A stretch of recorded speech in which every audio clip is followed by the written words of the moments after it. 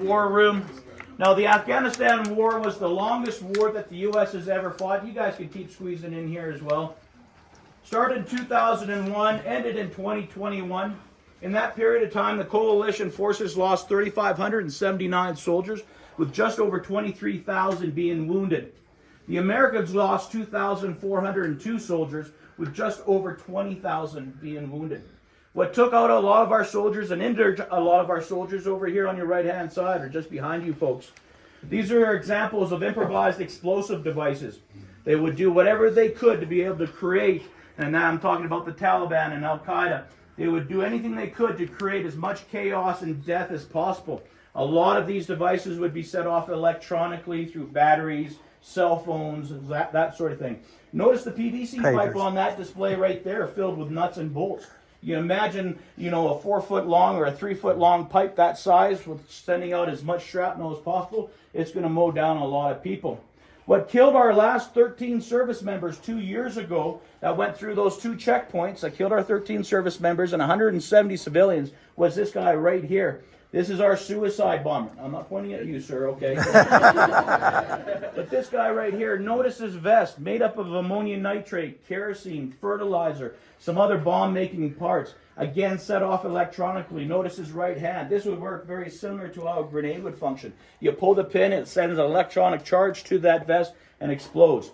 That's what took out our last 13 service members. I always like remembering those because you seem to have don't hear about them anymore in the news or anything like that with the withdrawal of Afghanistan. If we don't have any questions now, I'm going to turn it over to Dragonman. He's going to talk about a couple of his military vehicles.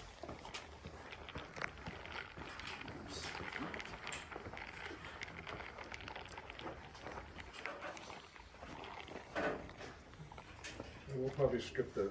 Yeah, with him up on the ladder. Yeah, okay.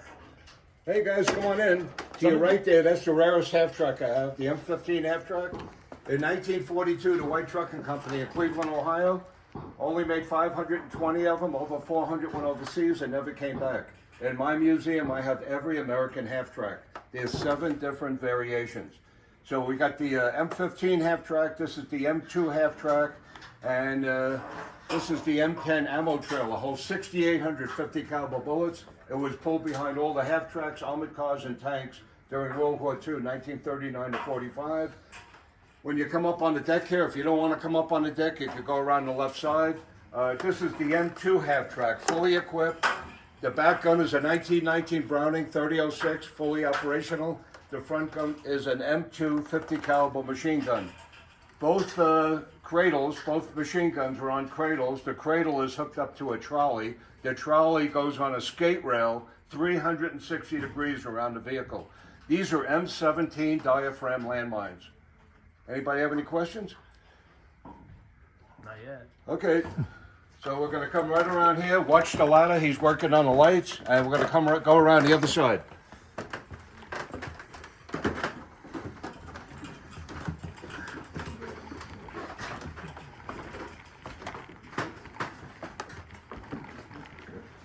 Come on here, folks. Just follow me around the corner. Oh, check out that old meter. Right that way. You get some museum pieces for the meter there too. You what? The electrician got some museum pieces in his stash. Oh, yeah.